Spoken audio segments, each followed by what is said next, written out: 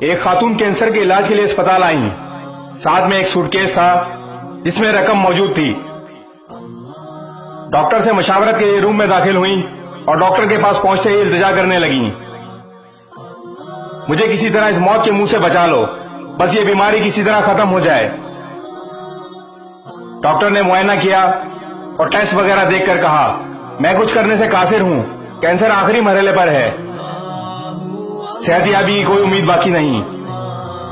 بہت ہی بجھے چہرے سے وہ کمرے سے نکلیں اور اسپتال کے کوریڈور میں تمام نوٹ پھیلا دیے اور چیخ چیخ کر کہنے لگیں، کیا فائدہ اس مال کا، ہم کیوں جمع کرتے ہیں اس مال کو؟ وہ مال جس سے ہم صحت نہیں خرید سکتے، جس سے ہم زندگی کا ایک پل نہیں خرید سکتے، یہ مال کسی کام نہیں آئے گا۔